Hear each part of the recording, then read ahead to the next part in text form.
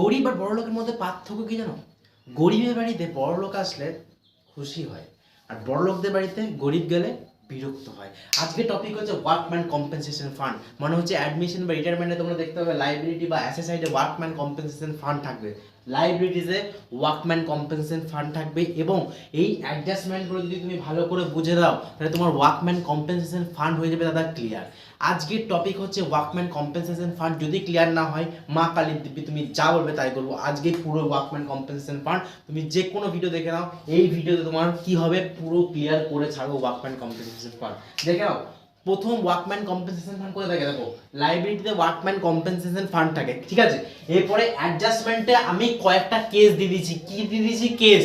দেখো অ্যাডজাস্টমেন্টে কেস দিয়েছি no claim. যদি অ্যাডজাস্টমেন্টে কোনো কিছু না দেওয়া থাকে ওয়ার্কম্যান কম্পেনসেশন ফান্ড বলে, তাহলে এই ফান্ডটা রিজার্ভ ফান্ডের মতো ভাগ হবে। কি বললাম? এই ফান্ডটা রিজার্ভ ফান্ডের মতো ভাগ হয়ে ওল্ড রেশিওই ভাগ হয়ে যাবে। কি হয়ে যাবে? ওল্ড রেশিও ভাগ হয়ে যাবে। ধরো ওল্ড রেশিও আছে 1:1:1, তাহলে ওল্ড রেশিওই ভাগ হয়ে যাবে। তোমরা জানো কোথায় ভাগ করতে হয়, রিজার্ভ ফান্ড কোথায় ভাগ করতে হয় বাবা? পার্টনার্স ক্যাপিটালে। তাহলে এইদিকে ভাগ করে দেবে কি বলে? বাই WCR বলে ভাগ করে দেবে 16,000 টাকা, 4,000 4,000 4,000 হলো। আর এটা এই ওয়ার্কম্যান কম্পেনসেশন ফান্ড কাদের জন্য জানো তো বাবু?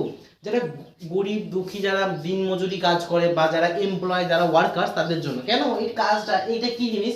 ধরো একটা কোম্পানি আছে, একটা ফ্যাক্টরি আছে, লোহার ফ্যাক্টরি। এবার ওই লোহার ফ্যাক্টরিতে সারা বছর কাজ করছে যারা, তাদের তো কিছু না কিছু ক্ষতিগ্রস্ত হচ্ছে। আগুনের সামনে কাজ করছে যারা, যারা মেশিনের সামনে কাজ করছে, তাদের কি হচ্ছে? একটু কোনো ক্ষতিগ্রস্ত হলে সেই জন্য কোম্পানি তাদের জন্য কিছু টাকা আলাদা করে সরিয়ে রাখছে। যদি তারা মাঝখানে কোনোদিন ক্ষতিগ্রস্ত হয়ে যায়, কারোর হাত ভাঙে, পা ভাঙে, কোমর ভাঙে, তাহলে সেই টাকা থেকে, এই ফান্ড থেকে তাদেরকে টাকা দেওয়া হবে। কেমন? কারণ তারা তো অতটা ফিনান্সিয়াল স্টেবিলিটি নেই যে তারা নিজেরা সব সময় ভালো খরচাটা করতে পারবে, সেই জন্য কোম্পানি আলাদা করে ফান্ড তৈরি করে রাখে। কেমন? এবার দেখো 16,000 টাকার যদি কোনো ক্লেম না হয়, ক্লেম মানে ঠাকুরের আশীর্বাদে কারোর কোনো ক্ষতি হয়নি, সবাই সুরক্ষিত আছে, তাহলে কি করবে কোম্পানি? ওই ফান্ডটা তো কোনো কাজে লাগেনি, তাহলে যারা পার্টনার আছে তাদের মধ্যে ডিভাইড করে দেবে। কেমন? এবার ধরো ক্লেম হয়েছে 10,000 টাকা, 10,000 টাকার কি হয়েছে? ক্লেম হয়েছে 10,000 টাকার ক্লেম হয়েছে। ক্লেম মানে 10,000 টাকার ক্ষতিগ্রস্ত হয়েছে মানুষ, ক্ষতিপূরণ দিতে হবে তাহলে কোম্পানিকে। তাহলে 10,000 টাকা যদি ক্ষতিপূরণ দেয়, তাহলে হাতে রইলো এখনো 6,000 টাকা। তাহলে 6,000 টাকাটা কি করবো? এই 6,000 টাকাটা যেরকম রিজার্ভ ফান্ড ভাগ করতাম সেরকম ভাগ করে দেবো। 6,000 টাকাটা 2,000 2,000 2,000 করে ভাগ করে দিলাম, মানে ওল্ড রেশিও যেরকম দেওয়া থাকবে সেরকম। তাহলে এখনো আমার কাছে আছে 10,000 টাকা। এইটা মনে রাখবে বাবু, এই যে প্রভিশন বা ক্লেম, যেটা অ্যাডজাস্টমেন্টে অ্যামাউন্টটা দেওয়া থাকবে না, সেটাই ব্যালেন্স শিটে আসবে। কি বললাম? যে অ্যামাউন্টটা অ্যাডজাস্টমেন্টে দেওয়া থাকবে সেই অ্যামাউন্টটা কোথায় আসবে? ব্যালেন্স শিটে। কি বলে আসবে? প্রভিশন ফর WCR, মানে ওয়ার্কম্যান কম্পেনসেশন রিজার্ভ বলে আসবে। কত টাকা? কত টাকা ক্ষতিগ্রস্ত হয়েছে কোম্পানি? তাহলে 10,000 টাকা ক্ষতিগ্রস্ত হয়েছে। আর 6,000 টাকা যে বেঁচে গেছে সেটা ফটাকসে মেরে দিয়েছে কারা? যারা পার্টনার আছে। তাহলে আমি জার্নাল এন্ট্রিটা বলো কি হবে? WCR account debit two partners capital. Partners capital মানে একজন পার্টনার নয়, তিনজনের নাম লিখতে হবে, 2A 2B 2C। আমার জায়গা কম ছিল বলে টু পার্টনার্স ক্যাপিটাল লিখেছি। কেমন? আর তারপরে to provision for workman compensation reserve 10,000 টাকা। তাহলে 16,000 টাকা ওয়ার্কম্যান কম্পেনসেশন রিজার্ভে করে, পার্টনার্স ক্যাপিটালে গেলে 6,000, মানে 6,000 মানে 2,000 2,000 2,000 করে দেবে, 2A 2B 2C করে। আর এইটা to provision for workman compensation reserve বলে দেবে। কোথায় আসবে সেটা? এই যে 10,000 টাকাটা আসবে লাইবিলিটির ঘরে আসবে, আর 6,000 টাকাটা এই তিনজনের মধ্যে ভাগ হবে। কেমন? যেহেতু 6,000 টাকাটা বেঁচে গেছে, এখনো কোম্পানি কোনো ক্ষতিগ্রস্ত হয়নি। আচ্ছা, এবার এরকমও তো হতে পারে, ধরো 16,000 টাকা ফান্ডে রেখেছে, 16,000 টাকাই খরচা হয়ে গেছে। হতে পারে কোমর ভেঙেছে, হাত ভেঙেছে, 16,000 টাকাই খরচা হয়ে গেছে। তাহলে কি করবো? তাহলে তো পার্টনাররা আর কোনো সুবিধা পাচ্ছে না দাদা। তাহলে পার্টনারদের তো আর তো কোনো টাকা দিতে পারবো না, কারণ আমার যত টাকা ফান্ডে ছিল তত টাকাই আমাকে দিয়ে দিতে হচ্ছে। তাহলে যখন পুরো ফান্ডের টাকাটা দিয়ে দেবো, তখন কি লিখবো? Provision for workman compensation fund reserve বলে 16,000 টাকায় কোথায় চলে আসবে? লাইবিলিটির ঘরে চলে আসবে। তাহলে এইখানে কোনো এন্ট্রি হচ্ছে না, আর রিভ্যালুয়েশনে কোনো এন্ট্রি হচ্ছে না 3 নম্বর কেসে। কেমন? তাহলে জার্নাল এন্ট্রিটা কি হবে? WCR account debit two provision for workman compensation claim.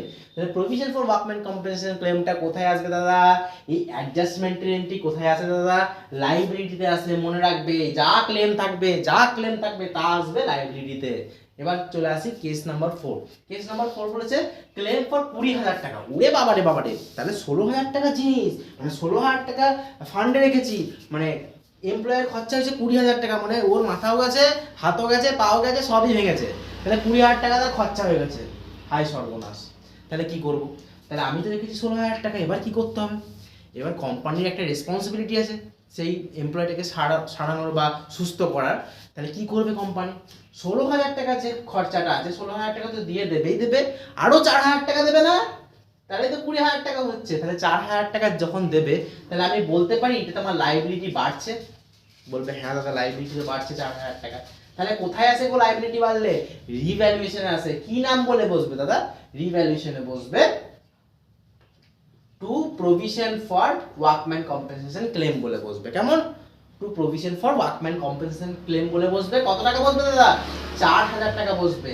এই যে 4,000 টাকাটা, এই 4,000 টাকাটা কারা দেবে বলতে পারবে? এই যে এক্সট্রা 4,000 টাকাটা লাগলো, ওই যে লোকটার যে ক্ষতিগ্রস্ত হলো, কে দেবে টাকাটা? 4,000 টাকাটা। তখন কোম্পানি কি বলবে? যারা পার্টনার তারাই দেবে।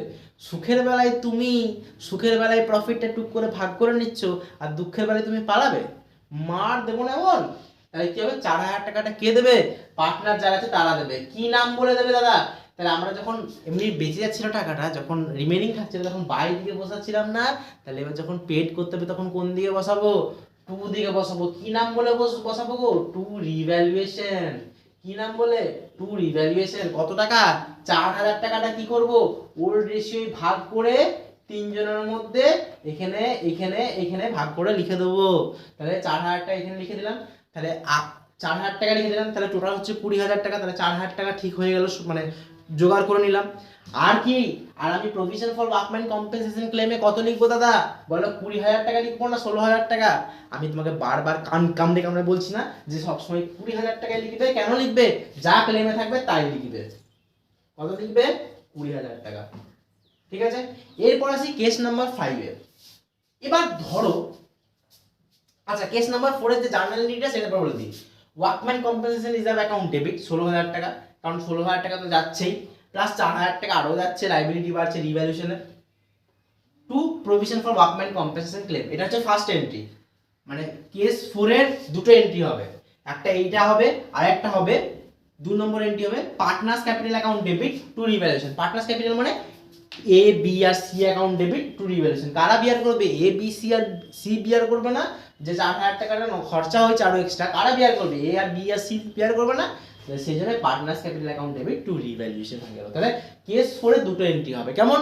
এবার আসে কেস 5। কেস 5 এ দেখো claim for workman compensation reserve 26,000 টাকা। তুমি বলবে দাদা কেন তুমি এরকম করে লিখেছো? কারণ তুমি আগে থেকে বুঝিয়ে দিয়েছো তো, যদি বেড়ে থাকে তাহলে কি করব। আমি বলছি ধরো এই লাইবিলিটিতে তোমাদের বইয়ে অঙ্কটাতে এখানে কোনো টাকা দেয়নি, বা এই ওয়ার্কম্যান কম্পেনসেশন রিজার্ভ লেখাটাই নেই, আর কিন্তু তোমাদেরকে অ্যাডজাস্টমেন্ট দিয়ে দিয়েছে যে claim for workman compensation reserve 26,000 টাকা। তখন তুমি কি করবে? হে ভগবান, হে আল্লাহ, আমি কি করবো এবার? এইখানেও টাকা নেই, এইখানেও কিছু নেই, বলে দেয়নি, আমি কোথা থেকে কি করব? দেখো বাবু, সহজভাবে বলে দিচ্ছি, পরিষ্কারভাবে বলে দিচ্ছি। লাস্টে যা ট্রিটমেন্টটা হলো সেই সেম ট্রিটমেন্ট হবে। কেমন ট্রিটমেন্টটা হবে? এইখানে দেখো, ট্রিটমেন্টটা ভালো করে বুঝে নাও। তাহলে 16,000 টাকা, এই 26,000 টাকা কি করছে? ক্লেম করছে। তার মানে আমার বলতে পারি 26,000 টাকা লাইবিলিটি আমার বেড়ে গেছে, হ্যাঁ কি না? 26,000 টাকার কি হয়েছে? 26,000 টাকার লাইবিলিটি আমার বেড়ে গেছে। হ্যাঁ, 26,000 টাকা কে বিয়ার করবে বলো? আমি বিয়ার করবো? আমি কোম্পানি মালিক? ওই তিনজন লোক বিয়ার করবে। তাহলে এই 26,000 টাকাটা কে বিয়ার করবে? এ বিয়ার করবে, এ বিয়ার করবে আর এ বিয়ার করবে। তিনজনের মধ্যে ওল্ড রেশিও ভাগ করে দিলাম। কেমন? ভাগ হয়ে গেল। যখনই ভাগ হয়ে গেল, এই যে to provision for workman compensation claim, তাহলে provision for workman compensation claim আরেকবার কোথায় আছে দাদা? আরেকবার আসে হচ্ছে তোমার লাস্টে। কত টাকা লাইবিলিটি তোমার বেড়েছে? কত টাকা লাইবিলিটি বেড়েছে? 26,000 টাকা লাইবিলিটি বেড়েছে না তোমার? তাহলে 26,000 টাকা চলে আসবে এখানে। কেমন?